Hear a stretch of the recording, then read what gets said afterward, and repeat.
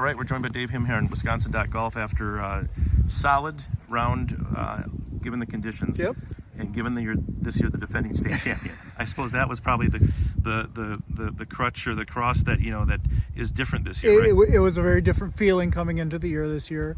The girls played okay today. There are some rough spots here and there, but it's state. It's cold, it's windy, and it's state, and so it's a different feel. But we're going to stay after a little bit, work on a few things. We'll come out solid tomorrow. What Zoe said that everyone tried to keep a very level head starting the day, but the one thing that was different today were the conditions. I mean, this is substantially different than what you've been playing in most of the fall. Oh, third time I wore pants all season. And yesterday's practice round was windier. Sure. But yeah, when it's this cold in the morning and you get out to what is the actual front nine, that wind hits you even more.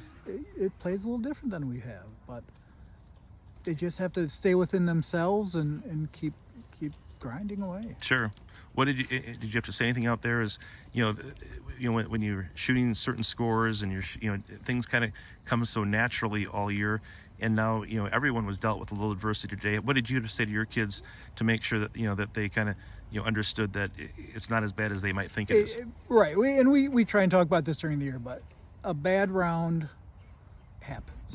A bad hole doesn't kill a round. A bad round doesn't kill the whole day. Sure. We just have to keep grinding. Keep grinding for your teammates, and that's what we pushed all year. Is someone's going to have your back.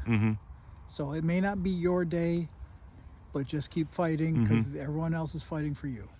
And as much as we try to all predict what's going to happen, you never know what's going to happen. I mean, I think the fact that Middleton came out and shot one of their better rounds of the year, and in a tough, after being a sectional runner-up and a regional runner-up, and then Arrowhead probably didn't have the day they were hoping for.